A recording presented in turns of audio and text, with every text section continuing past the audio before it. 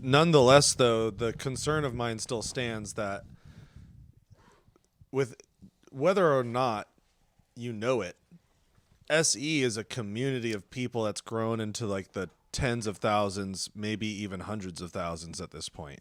And you know why I stepped away, right? And I do know why you stepped away. It Tell was me because why. you wanted to fight wokeism, and you did not want to associate Correct. wokeism and SE together. Correct. And honestly, I commend you for that, because Wait, that doesn't make sense to me. anti-wokeism. And see, so okay, you don't want. You didn't want to make SE about anti-wokeism. And I didn't want people to think, oh, Boghossian, because they're just woke, they just write off SE. And honestly, like, we also, as an SE community, are a little concerned that people think SE is about anti-religion. When it started out that way, we don't, and I actually agree with the consensus. I think that we don't want it to be a community of atheists. I've been we telling want it to Anthony be for that. everyone. I've been telling Anthony that for years. It needs to be for everyone because it is exactly the way I want to be questioned when I have a belief claim, and I want Christians to be able to use this dialectic with me to better understand me, and so I can also doubt because I value doubting. So I definitely think that divorcing SE from any one particular ideology or anti-ideology is the best way to go. Agree. And the other thing is the risk I took with the hoax papers, because we were going to disclose either way what the results were. Right. And I think if we didn't publish any of those, nobody would have given a shit. They'd be like, oh, those weird guys tried something crazy, and of course it failed. Right. But I really didn't want SE associated. Like, I had to remove myself, or it would have tarnished it maybe indelibly. Yeah. I started an SE group in Portland. It's got like 10 people right now, but hopefully they'll share it to, 3 of their friends each, and it'll grow. And before you know it, we'll have like a big gathering. And my hope is that we'll be able to all meet in the park and take turns SEing random strangers about all sorts of things, and then giving each other feedback on how well we did. And that's the direction I want to see the community move. Hey, and Pete, I just want to say that Yeah. I think this will be your legacy. I mean, I think this way of talking to other people, SE, will be. This is the way out of the mess. I can't. No, I can't. I really believe. I really think that. What did I tell you the other day? You told me that it's a silver bullet. I said this is the silver bullet. Yeah, I think this is your legacy. This is the way out of the mess, and I can't, because it's the power of conversation and it's the power of this style of I mean, there's other ways you could go about it, but it's uniquely this style of conversation that is so powerful. And so I think I hope you appreciate how many people really admire this aspect of your life. I know you've moved on and you're doing other things. No, it's not that I moved on. It's that I intentionally stepped back. Yeah. The difference. Right. I think that I have a red wine over there. I appreciate that. I don't really know how it's changed or how it's evolved because I've intentionally tried so hard to distance myself from it. Cool. Well, yeah, because I'm also a little concerned. I was very concerned from the very get-go, and as I told Reid in my entrance interview, that I wanted to get SE into more hands and more minds, and I felt like me going on this tour would hinder my progress Oh, for sure. in my goal. I bet So, I bet Anthony thought that as well. Yes. Though, I don't know, like, because if somebody really wants to know what I think, they can ask me. So, like, I'll just tell them if they want to know. And So then, can I say something else that I was desperately afraid of? I knew, so I get haunted by a few things now. One of the things that's haunted that brings me up for cancellation is, oh, Peter Boghossian, he was the guy who was brought up by his university for ethical violations. And so that would taint SE. Boghossian, the guy who got brought up for, Do you 3... think that, though, that's like a fringe minority that views you that way? Because honestly, when I first learned about you, all of that was going on, but that's not what I knew. It was like it was hoax papers, and it was the fact that you were fighting wokeism. And for me, you were fighting it in Portland, Oregon. That was like a leftist hell. And so I was just like, holy shit, I have somebody that is fighting this, and he lives in Portland, Oregon, and he's trying to make a difference. Yeah. Like, so I don't know. I mean, I don't know if that's necessarily true that you should think that way, because I think that's more like if the minority than the majority. It's impossible for me to know what. So everybody's in their own bubble, and part of my bubble is like, I listen to the reasons people give when I speak to people, and they say, okay, I got to tell the conversations are all the same. It's a remarkable regularity. I'm not supposed to be telling you this, but here's what you need to know. Several students have come to us complaining that they don't want your event here because, sure enough, they'll bring up some insane, deranged article that some lunatic wrote in Slate, ethical violations. So I only see that end of it. And you shouldn't. Those are people who are after you. Yeah, exactly. And those are the minority. And I feel bad because this fringe minority is what has the loudest voices right now. Right. And they are just polluting the majority of us that see through that bullshit because of the fact that you're doing parrhesia. You're speaking truth in the face of danger. And that's the other reason I had to step back from SE. And this is really important for you to that's why I think I lost my. I was telling someone I lose my temper about once a decade, and I lost it twice with you on this tour. This is one of the things that's you were there. This is one of the things that's just so utterly enraging to me, and so I sincerely, from the bottom of my being, have tried, beyond tried, to have a conversation with people who fundamentally disagree with me about basic issues. And they fucking will not speak to me. They just won't. And so when I hear, I got that from my department, I got that from Twitter, I got that, and it's just false. And so when I hear nations say, well, what would it take to, and I tell them, well, I don't know, how about one person say, I'll have a conversation with you. I reached out to Tom Hartman from Portland. I reached out to I called Slate on the phone. I called Salon. Yeah, the claim was whether or not the woke was blocking the way of inquiry. To have a conversation with them. And your just confirmation criteria for that was... Well, did somebody would say, yeah, sure, we'll talk to you. Right. And it was just literally nobody. And it's not just me trying. Like I told you, the guys from Mythicist Milwaukee, they couldn't find anybody to debate Jim and I. Literally nobody. They had a huge purse. They spent X number of... Don't believe me, ask them. So I'm not making this shit up. But right. My point to you is that, that gets thrown in my face constantly. But it's so infuriating to me because it's just false. But isn't that interesting that humans, I think we're all guilty of it, we think of ourselves, we focus solely on the negative, and we don't focus on the positive of the situation. Right. And so, yeah, you have all this bullshit on the negative side of it, but there's all this beautiful positive stuff that you're ignoring because you're so focused on the negative. Okay, so I want to speak to that because that's a psychological disposition that's true. Here's part of the problem is that you have to paraphrase what you said, you have a slim, hyper-vocal minority of people who are fucking hell-bent on making your life miserable. Yeah, and fuck them. I mean, they'll email my wife who has a different name and tell her things that are just absurd. They will. So the big move that I've noticed that's different is now that I'm not associated with the university, there's no mechanism to punish me. Said to me, I wouldn't know if anybody accused me of something. So this one guy was accusing me of this.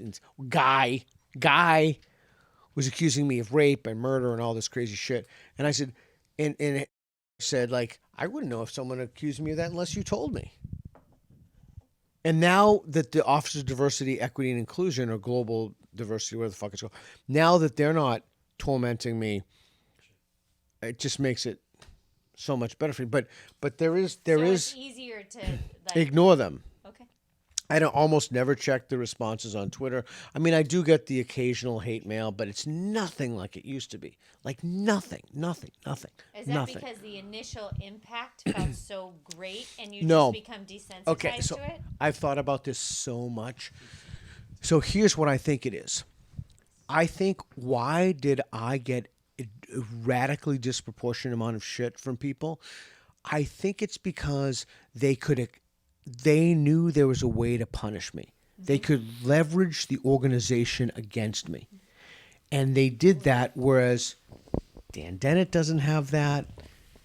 Pinker has that, but he's Pinker. Like guys, Michael Shermer happy. doesn't have that.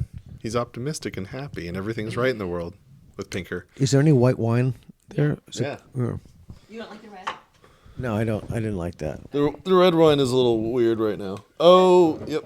Yeah, there's I mean, I don't necessarily think it's bad. I just personally didn't like it. Pass that down there. Is that white? Yep. Is that yours? Nope. Did you rub your weenus in it? Yep. Excellent. Bottoms up. I'll have some red wine. I'm what's called a gleaner. You guys, I thought I poured you too tall of a glass. Gleaner is Was it a too tall of a glass? It was a club pour. You know, There's a club pour. There's so many questions. Oh, this is not an important conversation. Oh, yeah. Oh, but Mark, you wanted to ask me a question. No, I'm talking about being a gleaner. I thought you did. You wanted to do an interview or something. You wanted... Well, yeah, I was going to do like an SE. I was going to do SE with you regarding what we had talked about before. I was going to be 3 gin and tonics and 2 cups Yeah, of wine. no, I'm ready to go. exactly- No, I'm ready. That's exactly perfect. I'm right. ready to go. Are um, there any more peanuts, dude? Oh, I have almonds. Oh, You want some almonds? I ate all my food and Reid's breakfast, food. You and- asked me to read White up the wine, literature Yeah, don't Oh yeah, that breakfast. because I. And what did you think as a result of reading that stuff? Well, I can tell you, but it'd be better if we probably did SE first. Sure. Is everybody and then- cool with that? Can I have some almonds? Yeah, I just passed them to you so you can have them. Because I'm able to form a more informed belief, I think, and I'm able to read up on the literature. But I'm happy to SE you on, I think, either one of the claims that we talked about. Before you do that, what does everybody want to do now? Yeah, you guys can do your thing. Doesn't matter. I like all the sassy stuff. What questions do you have? Yeah, you're the one that had questions for me. Yeah. You guys have like hijacked my whole night. Just your night. Just my life. Well, we have so many resources for SE. There's a website. We're building Okay. a course. I It's think already that's- over 100 that's pages fabulous. long. Guess 30 what? people are working on it. You don't have me asking you questions about it. Definitely. So Shoot. let's do that. You've got 4 of the top SEers in the world here right now, minus Anthony. Pretty early. I have to get a 10. I think the 10. Yeah. Okay. No worries. So no, I don't want to like have a dragged out long session. I just want to ask some questions. Sure. So I've been watching as the event has become more geared toward the format of street epistemology. Uh-huh. And it's in some part it's very clear to me what it's about, which is questioning people in a way that helps them understand what their beliefs are or how they are believing and things like that. But obviously I'm very vague on it. But I also have, even with my low understanding of it, I feel that it's exactly what is needed in the world. Like I'm already a believer in it. But even watching it happen, I'm not sure exactly what's going on. So could you tell me what is SE? What is street epistemology? Street epistemology is a way of asking questions to determine how a person is weighing confidence in their belief being true. Okay, so you're helping a person one way to understand describe. how much confidence they have in their own beliefs. It's helping me to understand in a way that affords someone else an opportunity to critically evaluate their reasons in a quantitative and qualitative way that they're not used to doing. So that's one of the reasons why we use the scale, because we're asking them to quantify and parcel out their reasons in a way that they can measure. Okay. And so like if somebody says they're 100% confident in something, you can say, how many reasons get you to your 100%? And you basically give them as much time as they want to unravel that. And then you can ask them, if I take away this reason, what does that do to your overall confidence? And if they say nothing, well, then that's what we call a real reason test, to see if that's really a reason they're using to get to their confidence. And one by one, you can parcel out each of their reasons until there's nothing left. Once there's nothing left, you know their reasons and how they got to their confidence level. And then you can challenge the quality of each reason. Can I jump in? Of course. And then Marshall, Trevor. So much to say about it. So, what you just said, I believe, and I'm thinking about James's comment at dinner tonight about aliens. I love sci-fi, as you know. across the plates. Oh, like Star Wars? Star Wars Day. Star Wars Day today. Too. Still in Portland. Oh my God, you radically killed me. I'm having such a sweet buzz from all this booze. I think what you just articulated is inherent in the structure of reason itself, and every intelligent species would have to ultimately, there'd be a convergence on what you just articulated. I think it's a matter of necessity. Yeah, agreed. And also with the scale, I think beliefs aren't necessarily these binary things. Either you believe it or you don't believe it. People have these intensities and they float around in these intensities, and it helps the person themselves discuss it with themselves, how intense they might feel a belief or think a belief, and That's the heart of it. yeah. That's the soul. That's your soul. Like you're, and I mean, I believe that. Like you are, by doing this, like you're piercing their soul to think about it from a deeper level. Because it's not just your own beliefs. It's not your own morals. It's not your own background. It's not your own upbringing. It's not your religion or your political views. It is, you're digging at a deeper level than I've ever seen before. Yeah, and I think what you're saying is that we have all these beliefs, and that can, if you're looking at a house, that's sort of the top level. But the support structures of the beliefs is how we arrive at them, Yeah. and the way we go about Absolutely. forming the beliefs. And you could have different roofs, but the support that brings you to that roof can, if it's always the same kind of support, then if it's not a good way to form a belief, you're likely to form many not good beliefs or incorrect Right. beliefs. And so it's the idea that if you can change how you form them, then hopefully. Well, in such a non-threatening, non-ideological way, that street epistemology allows for it, Yeah. because you're like, again, like going back to like you're letting your I'm trying to figure out how to word this right, but like you're going at the whole person and the whole community at the same time in such a, I don't know how to formulate my thoughts right now. Well, it's nice of you to say, and I think, It's a peaceful way. well, I think none of us really have a corner on the truth. I mean, it's a way to go about it, I think, with some humility, maybe. Yeah. Yeah. Totally. One of my favorite parts about your most recent book was building bridges, or golden bridges. Right. I loved that because it wasn't in anything that we were really talking about in the SE community before that book came out. It felt like something truly novel, and I was really happy to see that, because I have this survey that I do with Street Epistemology, which was my way of showing that you can do Street Epistemology without knowing what the claim is, which is the best way to be neutral and non-biased in your questioning, because you don't even know what it is that you're questioning. You're just questioning their reasons. And Let me pause that. We should, if we, if we were to do this again, that would be crazy interesting. So there's a actually guy who that's does where I that. was going to go with this. So You're gonna there's meet him. people pioneering new things in SE. You're gonna meet him. And the survey was something I felt originally was like a pioneering thing for the SE community. So I was really trying to push this survey to encourage more people to try it, and more people have started trying it and started their own YouTube channel off of it even. Somebody else basically figured out, well, like who took the survey and took it to another level and just basically did what Reid and Anthony does and what everybody else does, just freestyle SE, but taking the claim out entirely. And I recently did this in a hot tub, and it blew everyone's mind in the hot tub. So Don't it was tell like me the claim. 5 or 6 people, and I explained to them that I have this YouTube channel. Yeah, I want to like understand. It's amazing. This, though, It's without a amazing. claim. Okay, so Okay, wait, hold, no, stop. it won't take very long. We can No, pretend. actually, I want to see it too. That's really exciting, but we haven't. We were at the base of me asking what is SE. Okay.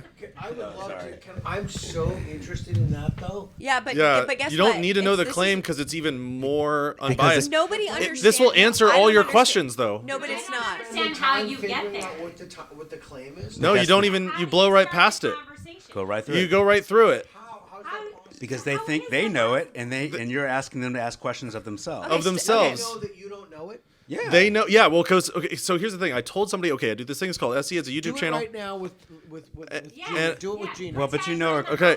you know our claim though. We're in a hot tub So right now. think. Yeah, we're in the hot tub. Yeah. So it's So like, erase think everything. of a To claim. be clear, you don't have to be in a hot tub. Think. I know. So here's the thing. It's really more simple. It's I think of the claim. You want me to think of the claim? Yeah. no. You should be observing because you should watch what I'm doing, but it won't be very different than what you're used to seeing. All right, I'm going to think of the claim. I've got the claim. Effort to know what kind of reasons without saying it. You know. I've got the I claim. guess so. All right. What's so? Don't tell me what the claim is. I won't tell you the claim.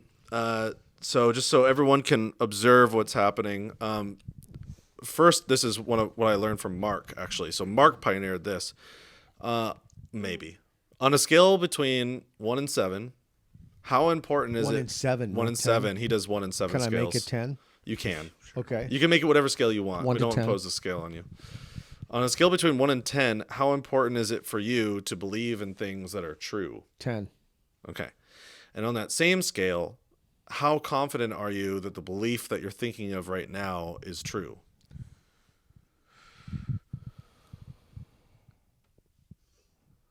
8.5.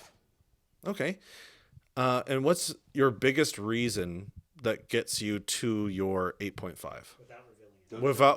Without revealing the claim. But you can reveal as much as you'd like. Just honestly, it doesn't matter because even if it alludes to what the claim is, even if you give it away, it's not going to be that big of a deal because I'm going to basically act like no different than I normally would if it were just doing regular SE, knowing what the claim is. So what's my biggest reason Yeah. for believing that? Yeah. Yeah, you can make it abstract. Yeah.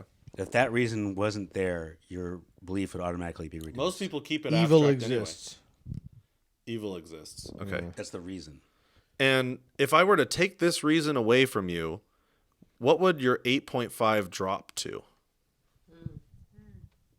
Um, Wow. 0, or it would drop to something far below that. Far below. Would it be approximately like 1 or 2 left? Would you still have 1 or 2, or would it I don't even just think drop I'd to have 0? anything left. You'd be a 0 or 1. Or below 0. Yeah, pretty much. So what was fascinating is in this hot tub, this person I was talking to had 6 different reasons, and it became more intense with each reason that we took out, and there was less and less and less confidence left, and there was still some confidence left over. And so I kept insisting, well, if there's still some confidence left over, there must be more reasons. So what are those other reasons? And we just kept doing it until there was 0. Can I ask another question? Yes, you can. What would make you more confident that your belief is true? That there's no afterlife. knowing that there's no afterlife? Okay. Knowing those, and I don't know. I really honestly don't know what it is.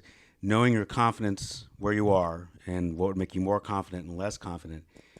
Do you think it's easier for you to fall more confident, or do you think it'd be easier for you to fall less confident on that scale? And I honestly don't know what your claim is. I think I've correctly calibrated my confidence. So I think I'm very happy with my 8.5. Okay. Another thing that we do in SE that's really hard to demonstrate in a group of people is we try to do something called embrace the pause, which allows and affords the person to think, and we try to not This is my first book, yeah. add compounding questions, and we just let the silence speak for itself. And that's really super crucial. Probably the number one thing I learned from SE that really changed the way I talk. Yeah, I've found that's astonishingly effective. Okay, but are we finished? Or We're do you not wanna finished. ask? Okay. How would the rest go? Once we get to 0 and I find out that that's okay. So here's the final way that I like to finish a hidden claim question. Imagine there's a magic envelope that I'm holding in my hand. Okay.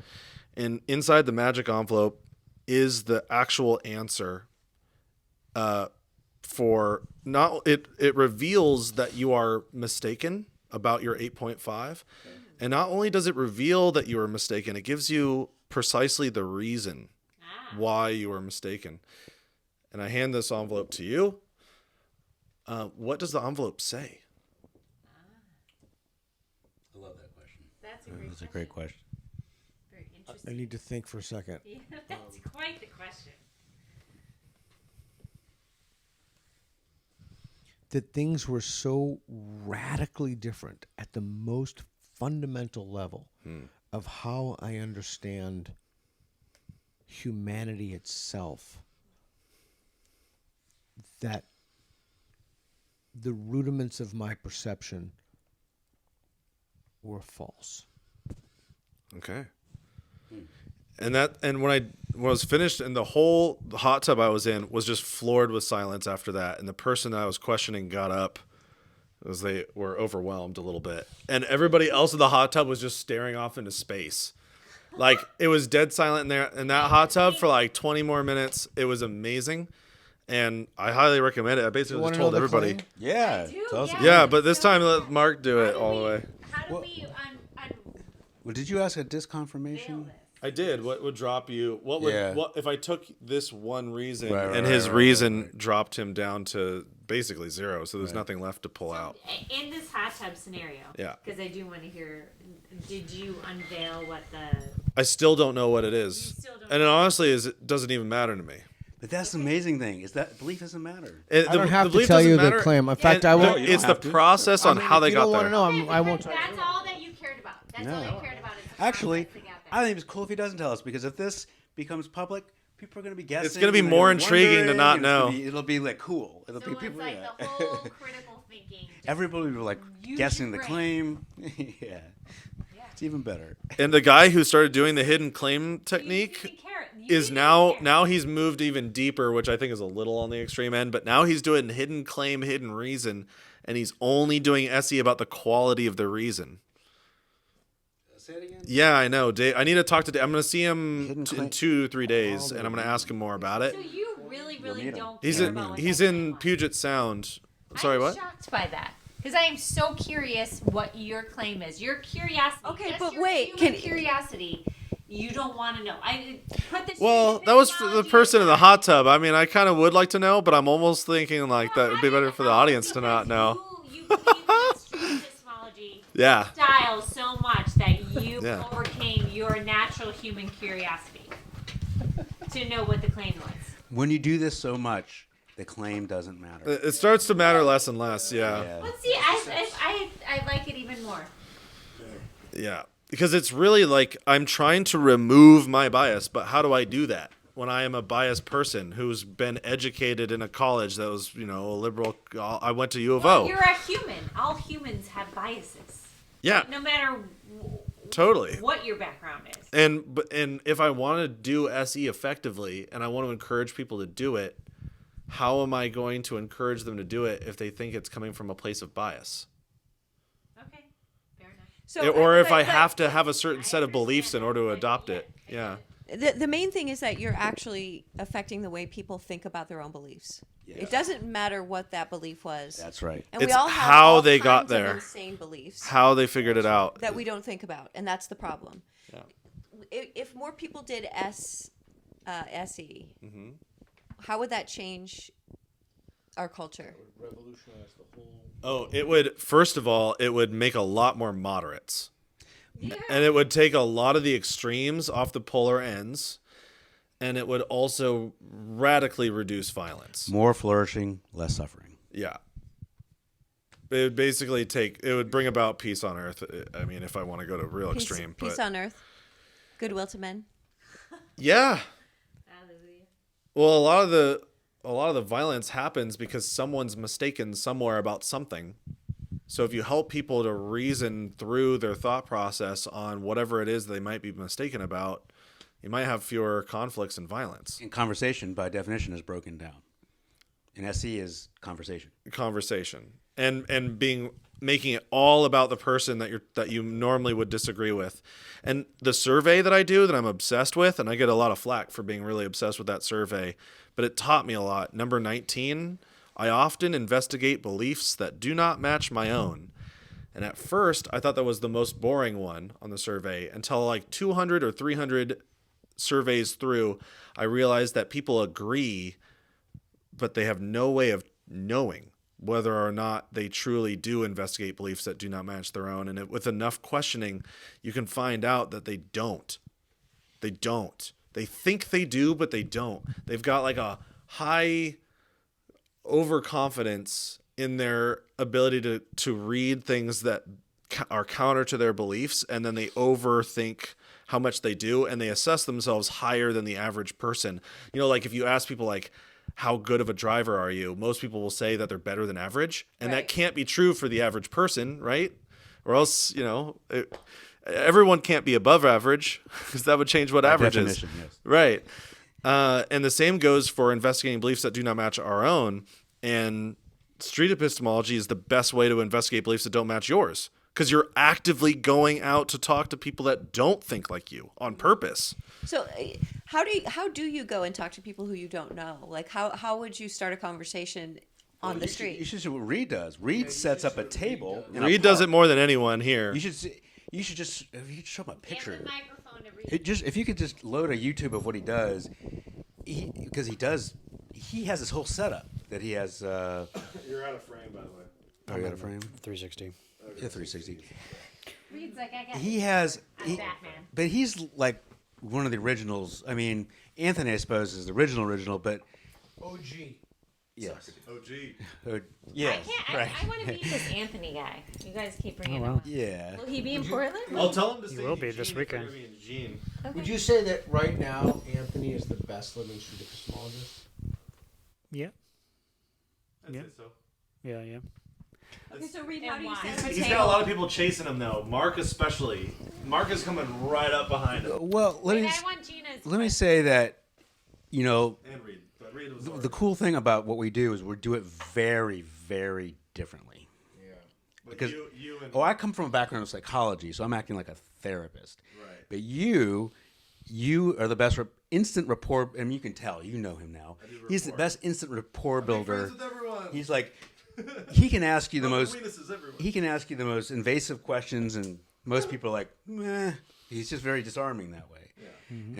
And my sense of Reid, when it comes to this like sheer logic, rationality of the questions, his questions are precise, and he knows why he's asking them. And of all the people I studied when I started learning SE, it was Reid, because when he asked a question, I know there was a reason why he asked it and when he asked it, and I really studied. Okay, why did he ask this question here? And that he's really really good at that.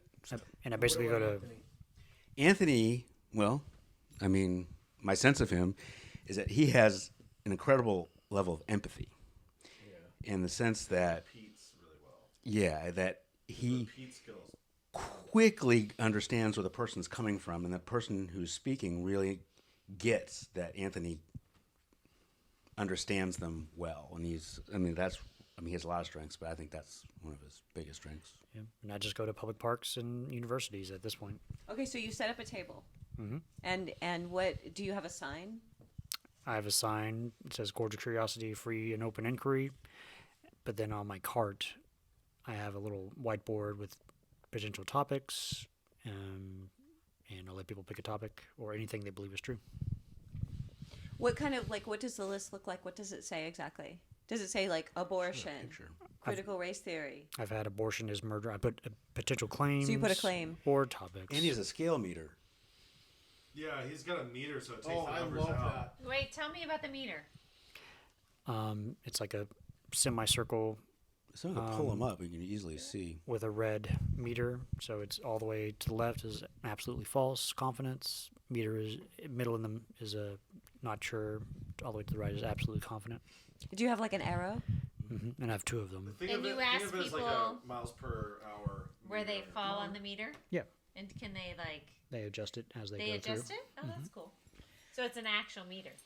That's nice, and that works for different learning styles because some people have a hard time with numbers. I mean, I'm being very serious here. I know it sounds silly. You're right. But in terms of, like, well, is it a 7 or is it a 6? It's very visual. Yeah, he no, just. But the yeah. visual, Yeah, I That's think, why is the Likert scale works so well. By the way, I wanted to put that in how to have impossible conversations, like which of the techniques and strategies in the book was oriented towards truth and which was oriented toward facilitating doubt. And the publisher said, no, don't do it. I'm like, Really? yeah. You wanted I to, have to say I that can't- all the kids, that is for them, that visual representation. Who listens to me? It's only my own beliefs. book. Who listens to me? Wait. This is Your really book good was insider excellent, information. though. Yeah, I'm not. You because I'm curious. We're writing. What is it? 22 modules. Yeah, we've Each been one of writing- them are like 60 pages each for the most thorough, in-depth guide to showing anyone who wants to learn street epistemology from start to finish. Could do this free of charge. We're giving it away for free. I've already volunteered 100 hours or more. I'm sure Reid has as well. There's over 40 people working on this thing. How do we make this bigger? That's what we That's- finished this module. Yeah, that's the Let's question, talk isn't about it? that. That's the question. I mean, this Okay. really is a special thing, you guys. Okay. That's how we do it. And So- Well, no, and no, it's not big enough. Like it needs to go. you're preaching to the choir. Okay, so hold on. We think So about hold that all on. the time. So we struggled with that.